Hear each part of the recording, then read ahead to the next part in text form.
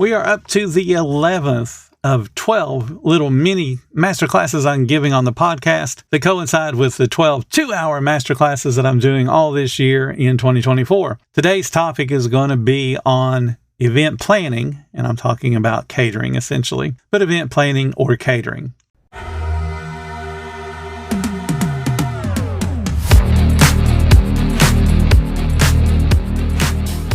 Welcome to the 10-Minute Food Truck Training Podcast. My name is Bill Moore. I am a food truck business coach, author of 5 food truck vending books, including Food Truck 101 and Food Truck 201.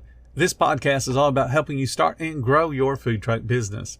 Table Needs welcomes you to listen in as Christian and Tracy, co-owners of Restless Coffee, spill the beans on their debut year in the food truck scene, uncover the secrets behind their secret menu, how they continually provide stellar customer service, and why building a strong community following is so important. Click the link in the episode description to watch the video for free.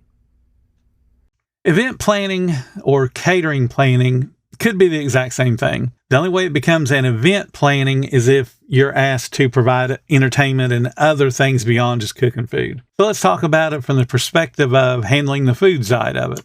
What you want to make sure that you understand is what the client wants. So you got to have a detailed client consultation. You want to ask a whole bunch of questions. You want to understand what they want, what their preferences are going to be, and what the specific menu is going to be. You're a food truck. You're a kitchen on wheels. You can cook whatever the heck you want. And you can also say no if they're asking for something you don't feel comfortable cooking. So don't be afraid to say no. But you got to ask those questions. What is it you want on the menu? How many portions do you want? So you can get into the details. What would they like each guest to be able to consume? And then, of course, you got to have that guest count. Are there going to be 10 guests? Going to be 100 guests? How many of those do you expect to be there? And then you make it very clear in that consultation that if you tell me 100, I'm cooking 100 portions of food and you're buying 100 portions of food. Whether 10 people show up or 99 show up, they're paying the same amount. If they want you to customize the menu different than what you normally sell in the food truck, that's okay.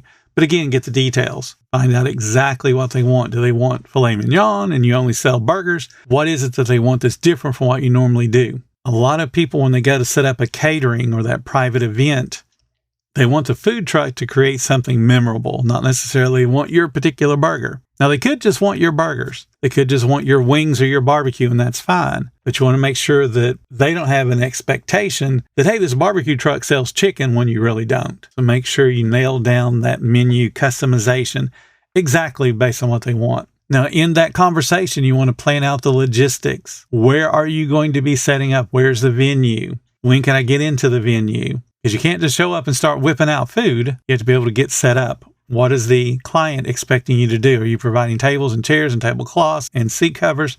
Or are you just providing food? What are you doing as a caterer? All that stuff needs to be spelled out. How will the guests move around? That's an important consideration because if they're going to be up and milling about to fill up a plate at a buffet, then you got to have a certain number of space in between those tables for ADA rules. Got to find out how it's going to be set up and where you're going to be prepping, where you're going to be serving, what kind of space do you have, and you got to lay those things out for the client. They do not know the first thing about food service, nor should they. That's your job. That's why they're hiring an expert. So don't expect them to tell you everything you need to do. You need to ask the questions. Don't get upset when they don't know the answers because they, in some cases, should not know the answer, but they should be able to find the information out for you. So when you get the numbers nailed down, the menu nailed down, you know what's going on at the venue, you got to figure out what you need out of your staff. Do you need 2 servers, 5 servers? Do you need 2 extra cooks? Do you need someone to expedite? What do you need? Do you need people that are just monitoring buffet bars?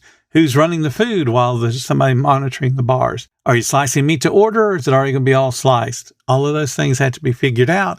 And then as you're figuring them out, does it require an employee or 2 employees? You got to have strong time management skills if you're going to do caterings and be successful at it. The more that you do, the better you're going to be. But you need to lay out every single minute. And I'm talking from the point that you start doing prep work until you're on the road leaving the catering. Every minute's got to be planned out and mapped out. How many minutes do I need for each individual task and how many people are doing each individual task? Can one person set up the tent or do we need 3 people?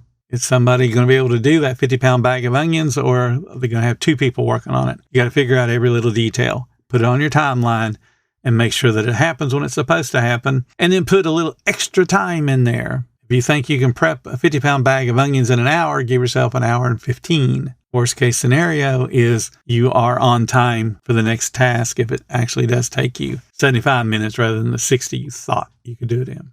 Contingency planning. We talked about this before. When something goes wrong, you need to have that contingency. What about weather? What about supplies? Because you could have a particular supply that they're wanting not be available. What's going to be the acceptable backup if I can't get filet mignon? Or do they agree to pay for it no matter what the market price is? You got to have those backups in place. What happens if a piece of equipment breaks down? Where am I getting a second one? You always need to have that plan B and plan C so you know what's going on. You're the one in charge. So when it comes to doing a catering, it takes a lot of planning for them to go off without a hitch. One of the things that I include in the masterclass is a catering spreadsheet to not only help you keep track of all the food, but to help you to keep track of the labor that's involved with all the different pieces of food.